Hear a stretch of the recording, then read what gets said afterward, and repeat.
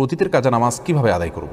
অনেক কিছু বলে কাজা বলতে কোনো নামাজ নাই, এটা কেন বলে? একা একা ফরজ নামাজ পড়লে কি ইকামত দিতে হবে?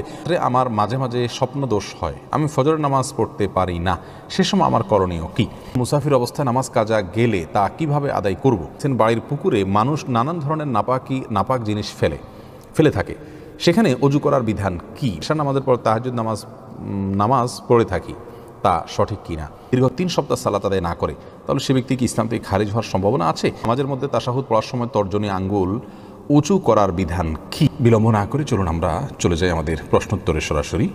জাহান মেঘা আপনি জানতে চেয়েছেন, শুক্রবার ছেলেদের জুমার নামাজ শেষ না হলে মেয়েরা জোহরের নামাজ আগে পড়তে পারবে কি না, এবং পড়লেও নামাজ হবে না, এরকম অনেকে বলেন, এমনটি সঠিক কিনা? বনরূপসা দেখুন, শুক্রবার বা জুমার দিনে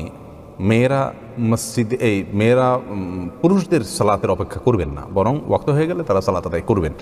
পুরুষরা মসজিদে সালাত আদায় করেছেন কি না, সালাতের সময় হলো কি না, এই বিষয়গুলো তাদের দেখার কোনো প্রয়োজন নেই, বরং মেয়েরা তারা খেয়াল করবেন শুধুমাত্র যে মসজিদে ওয়াক্ত হলো কি না। যদি ওয়াক্ত হয়ে থাকে তাহলে সেক্ষেত্রে তারা তাদের বাসায় সালাত আদায় করবেন, এবং পুরুষদের মসজিদে সালাত আদায় হোক বা না হোক এ বিষয়টি তাদের দেখার কোনো প্রয়োজন নেই। শেখ সোহানুর রহমান জানতে চেয়েছেন, নামাজের মধ্যে তাশাহুদ পড়ার সময় তর্জনী আঙ্গুল উঁচু করার বিধান কি? এটা সুন্নাত, কেউ না করলে অসুবিধা নেই, নামাজ হয়ে যাবে, কিন্তু সুন্নাত বা মুস্তাহাব। অর্থাৎ আমরা যখন তাশাহুদ পাঠ করব তখন আমরা তাশাহুদের মধ্যে মূলত সাক্ষ্য দিচ্ছি আল্লাহর একত্ববাদের, রাসূল আকরাম সাল্লাল্লাহু আলাইহি ওয়াসাল্লামের রিসালাতের, তখন আমরা আঙ্গুল উঁচু করে মুখের সাক্ষ্যটাকে আমার আঙ্গুলের সাথে আমার আচরণের মাধ্যমে আমি মিলাচ্ছি। অর্থাৎ আমি মুখে বলছি আল্লাহ ছাড়া কোনো সত্যিকারের মাবুদ নাই সাক্ষ্য দিচ্ছি, মুহাম্মদ সাল্লাল্লাহু আলাইহি ওয়াসাল্লাম আল্লাহর রাসূল সাক্ষ্য দিচ্ছি, আবার তার সাথে আমি আঙ্গুল উঁচু করে আমি সাক্ষ্যর সাথে ওইটাকে আমি মেলাচ্ছি। তো এটা জায়েজ, এটা মুস্তাহাব, করা উচিত। যদি কেউ না করেন নামাজ হয়ে যাবে। এটার পদ্ধতি নিয়ে অনেক মতপার্থক্য আছে, এ নিয়ে আমরা বারবার বলেছি, সারাক্ষণ নাড়াতে থাকবো নাকি উঠিয়ে শুধু ধরে রাখবো।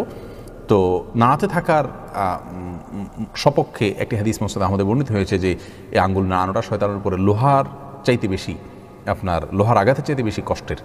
তো এই হাদিসের ভিত্তিতে অনেক আমাকে মনে করেন যে নাড়াতে থাকলে শয়তানের প্রতি এটা আঘাতের কাজ দেয়, এই জন্য নাড়াতে থাকার কথা তারা বলেন। আর এর বিপরীতে অনেক উলামায়ে কেরামের মতে এটা শুধুমাত্র উঠাবেন এবং নামাবেন। এখানে নাড়ানো বলতে উদ্দেশ্য হলো উঠানেন এবং নাড়ানো, এই নাড়ানো সারাক্ষণ নাড়ানো উদ্দেশ্য না। আর তাছাড়া এখানে বেশিরভাগ হাদিসগুলোতে এসছে ইউশিরু, আঙ্গুল দিয়ে ইশারা করা। তো ইশারা করা নাড়ালে ইশারা করা হয় না, উঠানো এবং নামার মাধ্যমে ইশারা করা হয়। এই দ্বিতীয় মতটা আমার কাছে বেশি শক্তিশালী মনে হয়, অর্থাৎ উঠাবেন এবং নামাবেন। এমডি আরিফ আবার উঠানো নামানোর ক্ষেত্রে অনেকে বলেন আশহাদু বলার সময় উঠাবেন, লা ইলাহা ইল্লাল্লাহ বলার সময় নামা ফেলতে হবে, একটু আগের পরে হলে ঈমান থাকবে না, এগুলো সম্পূর্ণ ভিত্তিহীন কথা। এমডি আরিফ জানতে চেয়েছেন, যদি কোনো মুসলিম দীর্ঘ 3 সপ্তাহ সালাত আদায় না করে তাহলে সে ব্যক্তি কি ইসলাম থেকে খারিজ হওয়ার সম্ভাবনা আছে? না, ইসলাম থেকে খারিজ হওয়াটা এটার উপর নির্ভর করে না। তিনি যদি অপরাধ বোধ তার ভিতরে থাকে, সালাত আদায় করতে পারছেন না, তার ভিতরে আন্তরিকতা আছে, তিনি সালাত আদায় করতে চান কিন্তু হয়ে উঠছে না কোনো কারণে, তাহলে সেক্ষেত্রে আপনার তার জন্য এটা তার কারণে ঈমান থেকে তিনি খারিজ হয়ে যাবেন না।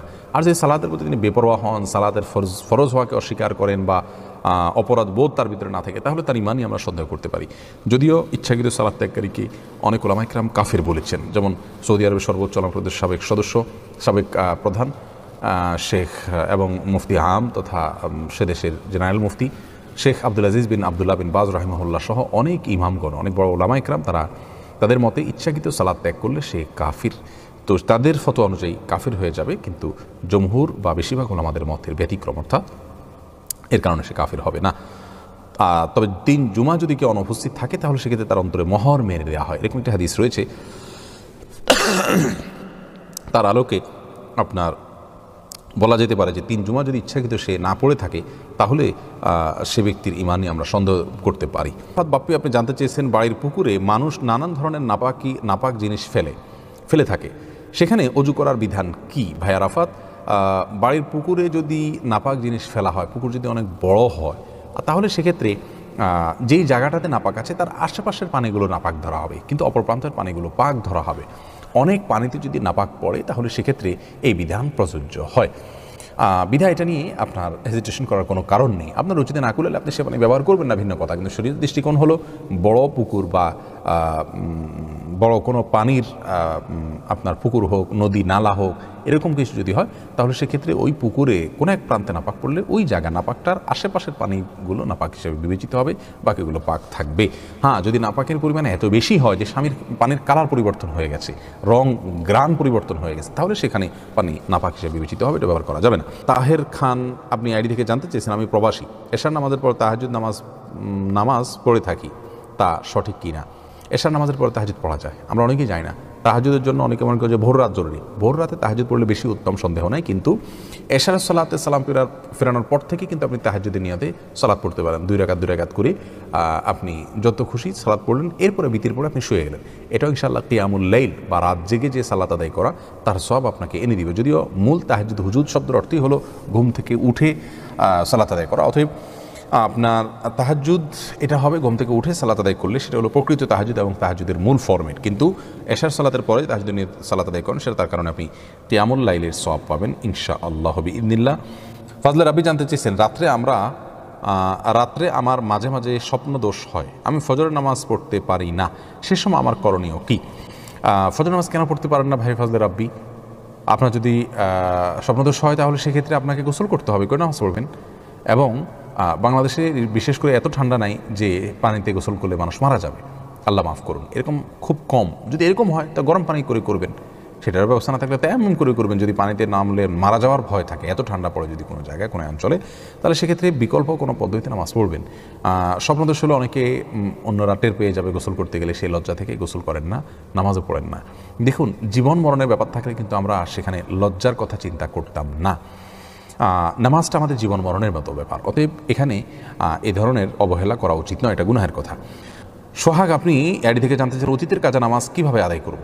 আপনি চেষ্টা করবেন একক করে পড়ার, এবং যেটা আগের সেটা আগে, পরেরটা পরে, এরকম করার চেষ্টা করবেন। একাধিক ওয়াক্ত গেলে নিয়ত করবেন যে প্রথম যে ওয়াক্ত বাকি আছে প্রত্যেক নামাজে প্রথমটা নিয়ত করবেন। কারণ কথার কথা আপনার 10 ওয়াক্ত জোহর গেছে কাজা, তাহলে আপনি প্রথম জোহর যেটা আমার কাজা রয়েছে এরকম নিয়ত করবেন, এরপরেরটাকেও প্রথম নিয়ত করবেন। কারণ হলো একটা যখন পড়ে ফেললেন তাহলে পরবর্তীটা প্রথম হয়ে গেল, এভাবে প্রত্যেকটাকে আপনি প্রথম নামাজ এই নিয়ত রেখে সালাত আদায় করবেন। এরপরে সোহেল জান্নাত জানতে চেয়েছেন, মুসাফির অবস্থায় নামাজ কাজা গেলে তা কিভাবে আদায় করব? মুসাফির অবস্থায় যদি সালাত কাজা হয়, বাড়িতে আসার পর সেটাকে কসর হিসাবে কাজা করবেন। সাইফুল ইসলাম জানতে চেয়েছেন, সোফায় হেলান দিয়ে বা যে কোনো কিছুতে হেলান দিয়ে কোরআন তেলাওয়াত করা যাবে কিনা? যাবে, কোনো অসুবিধা নেই। তবে কোরআনের প্রতি সম্মান প্রদর্শন করে যদি আপনি শ্রদ্ধার সাথে বসে করতে পারেন সেটা বেশি ভালো, কিন্তু হেলান দিলে করা যাবে না এমন কোনো কথা নেই। আইডি থেকে জানতে চেয়েছেন, অনেক কিছু বলে কাজা বলতে কোনো নামাজ নাই, এটা কেন বলে? দেখুন, এটা নিয়ে দুটি মত রয়েছে আসলে। যারা বলেন কাজা বলতে কোনো নামাজ নেই, এটা এভাবে বলা তো আসলে সঠিক নয়। বাবু কাজাইল ফাওয়ায়েদ, এটা সমস্ত ফোকায়ে কেরামের কাছেই এরকম অধ্যায় তারা রচনা করেছেন, সমস্ত ফোকায়ে কেরাম, অর্থাৎ ছুটে যাওয়া নামাজ কীভাবে পড়বে। তবে হ্যাঁ, অমরই কাজা যেটাকে বলা হয়, জীবনে অনেক নামাজ ছুটে গেছে, সেটা পড়া লাগবে কিনা? অনেক ওলামায়ে কেরাম বলেন যে না, এটা পড়া লাগবে না। বিশেষ করে সৌদি আরবের আলেমদের অনেকেই বলেন এটা পড়া লাগবে না, তার কারণে তারা মনে করেন যে সালাত ইচ্ছাকে যে ত্যাগ করলে সে কাফের হয়ে যায়। আর কাফের ব্যক্তি নতুন করে সালাত শুরু করা মানে হলো নতুন করে ঈমান আনা। তো নতুন করে ইসলামে যদি আসে তাহলে তার আগেরগুলো মাফ হয়ে যায়। ইসলাম ইয়াহদু মা কানা ক্বাবলা, হাদিসে আসছে ইসলাম গ্রহণ করলে আগেরগুলো সব মাফ, যার কারণে তার নতুন করে সালাত পড়লেই হবে, আগেরগুলো আর পড়া লাগবে না। তবে এই যে মত, এই মতটি আপনার রাসূল করিম সাল্লাল্লাহু আলাইহি সাল্লামের বিভিন্ন হাদিসের আলোকে আমার কাছে খুব বেশি শক্তিশালী মনে হয় না। বরং এই মতটি মেনে নিলে তাহলে যদি তিনি নামাজ পড়েন নাই তাহলে স্বামী স্ত্রীর মধ্যে সম্পর্ক ছিন্ন হয়ে যাবে। স্ত্রী নামাজি হয় আর স্বামী বেনামাজি হয়, অথবা স্বামী নামাজি হয় স্ত্রী বেনামাজি হয়, তাহলে তাদের মধ্যে তালাক হয়ে যাবে। যেহেতু নামাজ পড়ছেন না তিনি কাফের হয়ে যাচ্ছেন। বিশুদ্ধ মত এবং বেশি শক্তিশালী মত, এবং এটা আল্লামা আলবানী রাহিমাহুল্লাহর মত বটে, সেটা হলো যে ইচ্ছাকৃত নামাজ যদি কেউ ত্যাগ করেন আর অপরাধ বোধ থাকে তাহলে তিনি কাফের হন না। যেহেতু কাফের হন না তাহলে সেই নামাজ তাকে আবার পড়তে হবে। এ হলো কারণ। যারা মনে করেন সালাত ত্যাগকারী কাফের, তাদের মতে আর একটা কাজার ব্যাপার নাই, আর যারা মনে করেন কাফের না তাদের মতো এটা কাজা করতে হবে। আল্লাহর উপর ভরসা। এটি থেকে জানতে চান, একা একা ফরজ নামাজ পড়লে কি একামত দিতে হবে? একামত দিয়ে নামাজ পড়া উচিত, এই উদ্দেশ্যে যে আমার নামাজ, একামত, আমার তাকবীর, উচ্চস্বরে তাকবীর, এটা শুনে কেউ এসে আমার সাথে যোগ দিতে পারে, জামাতে শামিল হতে পারে, এই